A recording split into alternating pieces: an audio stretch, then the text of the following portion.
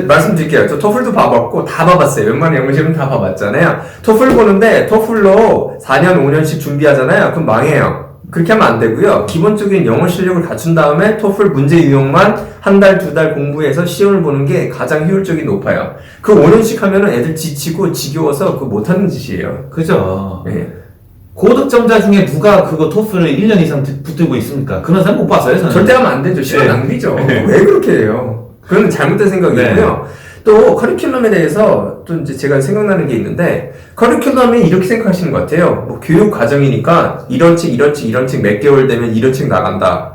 이거 보고 판단하시면은 큰일 나요. 그대로 될 수가 없어요. 여기서는 이 커리큘럼을 내세우는 학원들은 뭐냐면 말도 안 되는 진도를 가지고 커리큘럼을 짜놔요. 그럼 아이들이 여기에 들어가서 똑같이 공부를 할 수가 없고요. 실제로 진행이 안 된다고 저는 믿고요. 진행이 된다고 해도 아이들의 마음의 상처를 얻는 거지. 나는 영어를 못해. 나는 수학 능력, 즉 공부하는 능력이 안 되는구나. 여기는 이렇게 커리큘럼이 짜 있는데 나는 못 쫓아가네. 이런 마음을 들게만 만드는 그런 커리큘럼이에요. 즉 어머님이 봤을 때 이렇게 빨리 공부가 진행이 되는구나. 근데 실제로 이렇게 진행이 될 수가 없어요. 그쵸. 안 되죠. 경기해야 될 학원은 교재가 굉장히 많고 진도를 진짜 이건 어떻게 이렇게 많이 빼냐, 네. 이걸 어떻게 다 다루냐, 네. 이런 생각이 드는 학원은 경계해야 된다고. 네, 그 학원은 피하시는 게 좋아요. 아까 말씀이랑 똑같아요. 책을 봤는데 굉장히 다른 학원들보다 어려워. 그럼 이 학원 버리셔야 돼요. 왜? 아이 이해 못하니까. 그리고 진도도 엄청나게 나가. 그럼 이 학원 버리셔야 돼요. 왜? 아이가 소화 못할 거니까. 그죠. 소화를 못합니다. 소화 못해요. 그리고 약간 안 좋은 태도가 생기는 거 같아요. 네. 이해가 안 되는 게 당연하다. 네. 이런 느낌을 애들이 점점 갖게 되는 경우가 많은 것 같아요. 이게 이제 마구잡이 진도 쫙쫙 빼는, 진도 빼는 게 아니죠, 실은. 명목상 진도가 나간 거지, 실제로는 다루는 게 없었어요, 네.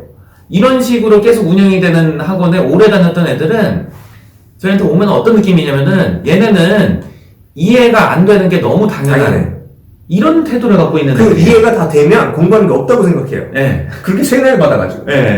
이런 경우는 어떻게 되냐면 공부를 잘할 수 있는 역량이 있고 재료를 가진 학생이 공부를 못하게 되는 과정을 볼 수 있는 학원이라고 보시면 돼요. 그럴 것 같습니다. 네.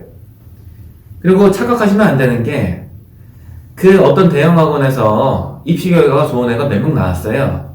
근데 그거는 실은 그 대형 학원을 다녀서 역량이 성장해서 그 결과가 나온 게 아니라 원래 잘하는 학생들을 받는 거예요. 그런 학원에서는. 그래서 거기서 학원에서 별로 해준 거는 없는 경우가 태반입니다. 실제로. 확률 게임이라고 보시면 돼요.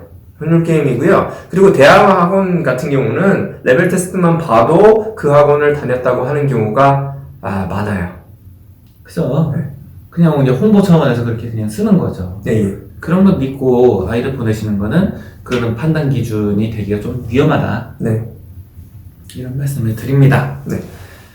그럼 또 이제 말씀을 하나 또 다른 거에 대해서 나누자면은, 시기별로 다니는 학원이 좀 달라져야 될까요?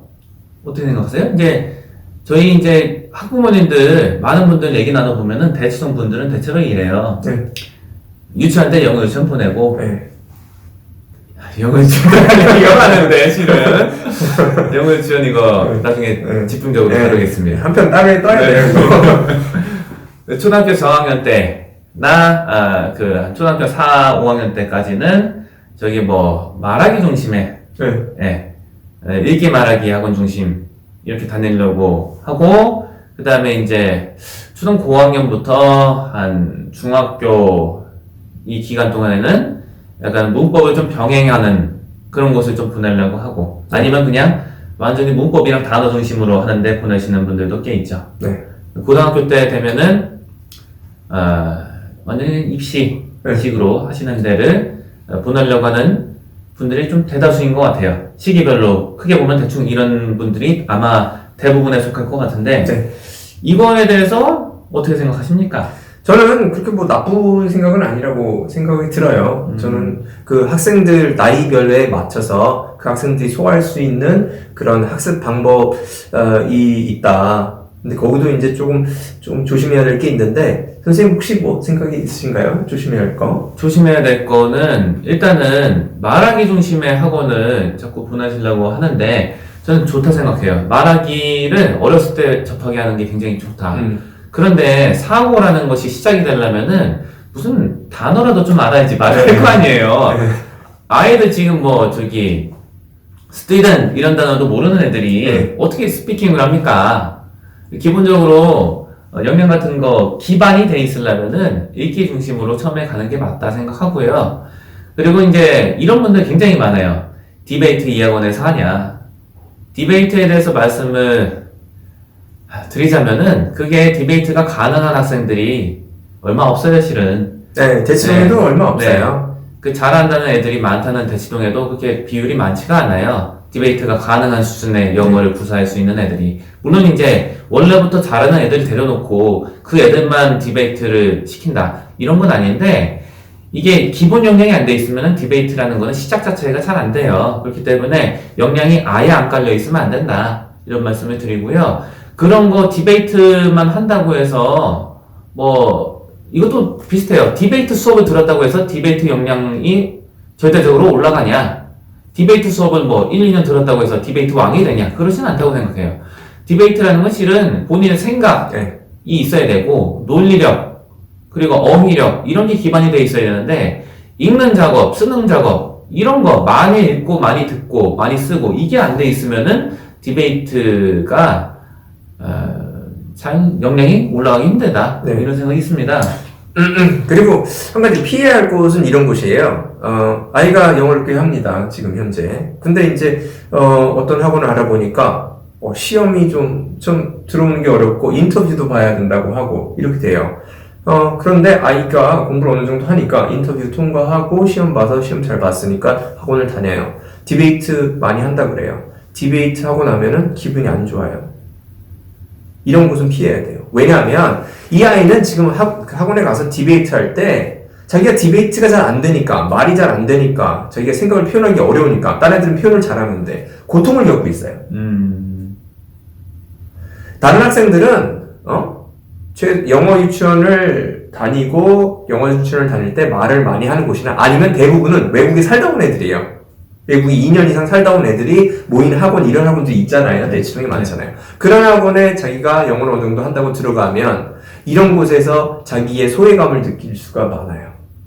그래서 거기에 디베이트 잘하는 곳에 거기에 들어간다고 해서 디베이트 잘하는 게 아니고요. 굉장히 중요한 것 같아요. 네네네. 요 흔히 말하는 이제 완전히 원어민만 있는 학원 있잖아요. 네.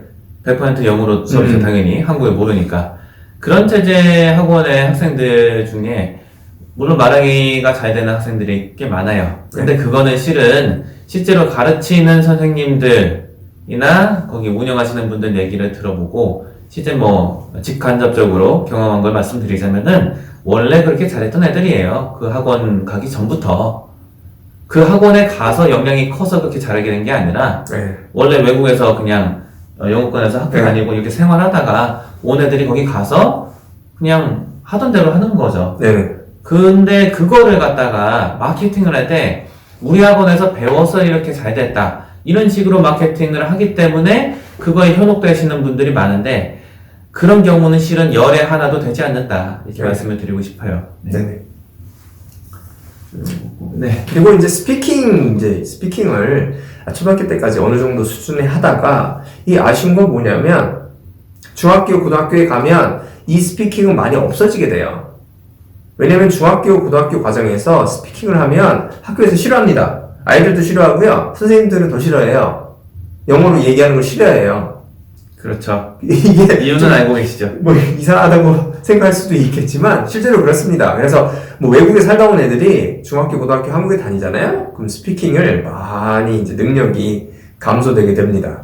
요거는 좀 아시고 어렸을 때 스피킹을 강조하는 건가 아닌가 그거를 좀 생각하시면 돼요. 제가 봤을 때는 중학교 때부터 외국에 나가서 산다 이러면은 이제 스피킹 위주로 해줘도 되는데 그렇지 않으면은 스피킹은 일부러 하고 스피킹을 주요로 하는 학원 그런 것은 좀 비춥니다. 예. 안타까운 얘기인데 이제 실은 중고등학교에서 애들이 스피킹을 많이 하면은 선생님들이 싫어하시죠. 왜냐면은 선생님보다 잘하는 학생들이 있기 때문에. 네. 이거는 안타까운 얘기인데요. 네.